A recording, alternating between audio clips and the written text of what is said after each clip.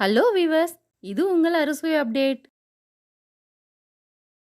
இன்னைக்கு நம்ம பார்க்க போகிறது கார பணியாரம். இட்லி மாவு இருந்தால் போதும், நல்லா சாஃப்டாக ரொம்ப டேஸ்ட்டாக பண்ணி முடிச்சிடலாம். இது ஈவினிங் ஸ்நாக்காகவும் செய்யலாம், காலை நேர டிஃபனாகவும் செய்து கொடுக்கலாம். வாங்க இது எப்படி பண்ணுறதுன்னு பார்க்கலாம். இது பண்ணுறதுக்கு ஒரு கப்பு இட்லி மாவு எடுத்திருக்கேன். ரொம்ப புளிப்பு இல்லாத மாவாக எடுத்துக்கோங்க. இது கூட 2 டேபிள் ஸ்பூன் ரவை சேர்த்துக்கலாம். இது நல்லா முறுமுறுன்னு இருக்கும். வறுத்த ரவை, வறுக்காத ரவை எது வேணாலும் சேர்த்துக்கலாம். சேர்த்துட்டு காரத்துக்கு 2 பச்சை மிளகாவை நல்லா சின்ன சின்னதாக கட் பண்ணி வச்சுருக்கேன், அதையும் இது கூட சேர்த்துக்கிறேன்.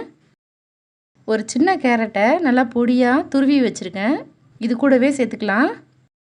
இது கூடவே 2 பெரிய வெங்காயத்தை நல்லா பொடியாக கட் பண்ணிட்டு சேர்க்குறேன்.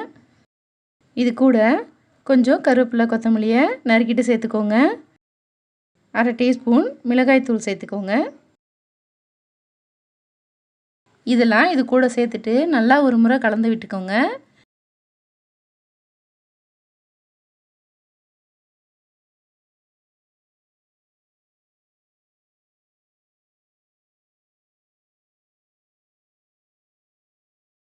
இது ரவை ஊறி வரணுங்கிறதுனால ஒரு 10 நிமிஷம் அப்படியே இருக்கட்டும். இப்போது 10 நிமிஷம் ஆயிடுச்சு. மாவை கலந்து விட்டு பாருங்கள். ரொம்ப கெட்டியாக இருக்கிற மாதிரி இருந்தால் கொஞ்சமாக தண்ணி சேர்த்து இதை கலந்துக்கோங்க. இப்போது இது கூட ஒரு 2 சிட்டிகை அளவு ஆப்ப சோடா சேர்க்குறேன்.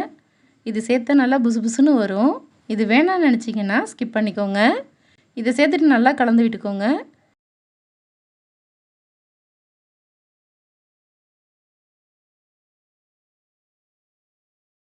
இப்போது பணியார பேனை ஸ்டவ்வில் வச்சுருக்கேன். நல்லா சூடானதும் எல்லா குழிகளிலையும் எண்ணெய் சேர்த்துக்கோங்க. எண்ணெய் நல்லா சூடானதும் நம்ம கலந்து வச்சுருந்த மாவுலேருந்து எல்லா குழிகளிலையும் கொஞ்சம் கொஞ்சம் சேர்த்துக்கோங்க. பாதி குழி அளவு சேர்த்துக்கோங்க.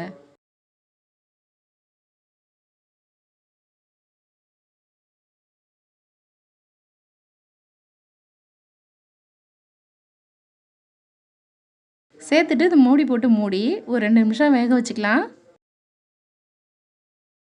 இப்போ இதை திறந்து பார்க்குறேன். ஒரு பக்கம் நல்லா வெந்துருச்சு, நல்லா புசுன்னு உப்பி வந்திருக்கு. இது இன்னொரு பக்கமும் இது போல் திருப்பி விட்டுக்கிறேன்.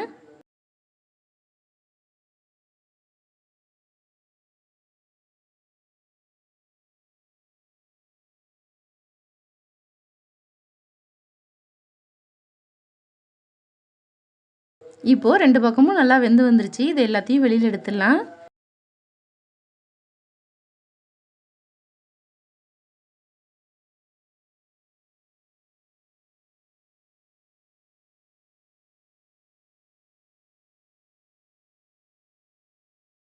இது போலவே மீதி இருக்கிற எல்லா மாவுலையும் பணியாரம் சுட்டுக்க போகிறேன்.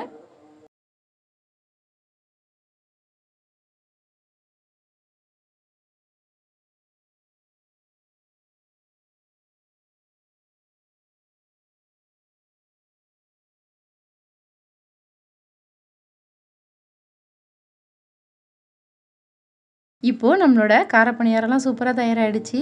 மேலே கொஞ்சம் கிறிஸ்பியாக, உள்ளே நல்லா சாஃப்டாக, ரொம்பவே டேஸ்ட்டாக இருக்குது. இது தேங்காய் சட்னி கூட ரொம்ப சூப்பராக இருக்கும். சின்ன குழந்தைங்களுக்கு டொமேட்டோ கெச்சப் கூட கொடுத்தீங்கன்னா ரொம்ப ஜாலியாக சாப்பிடுவாங்க.